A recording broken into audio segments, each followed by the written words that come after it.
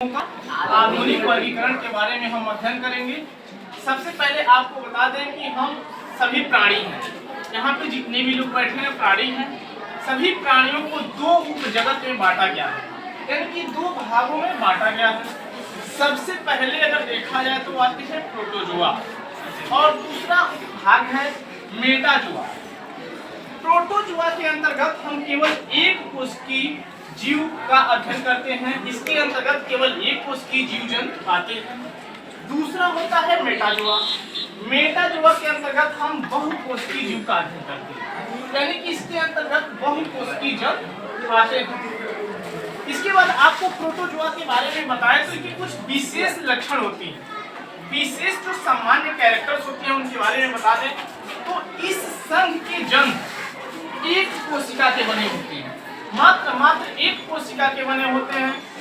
दूसरा जो कैरेक्टर्स होता है, इनमें केवल सूक्ष्मदर्शी से देख सकते हैं, इन्हें केवल हम एक माइक्रोस्कोप से देख सकते हैं, इसलिए इनको हम माइक्रोस्कोपिक और एक कोशिकीय भी कह सकते हैं। तीसरा पॉइंट अगर आपको बता दें, इनके पूरा जीवन काल में एक ही कोशिका में जीवन की सभी क्रियाएं हो जाती हैं, यानी कि जो बहुकोशिकीय में होती है उतना सारा का सारा जीवन की जो कोशिकाएं होती हैं एक ही कोशिका में संपन्न कर लेते हैं, जैसे डाइजेशन, रेस्पिरेशन, लोकोमोशन।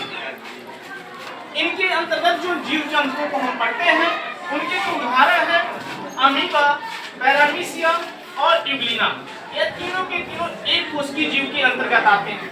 आपको एक अमीबा का छोटा सा फिगर दिखाया गया है जिसमें यहाँ छोटा सा केंद्र न्यूक्लियस पाया जाता है, यानी कि इसमें केंद्रक प्रेजेंट होते हैं। इनके साथ साथ जो बाहरी वाले लेयर आपको दिखाई दे रहे हैं इनको हम प्लाज्मा मेम्ब्रेन बोलते हैं, यानी कि प्लाज्मा झिल्ली के नाम से जाना जाता है।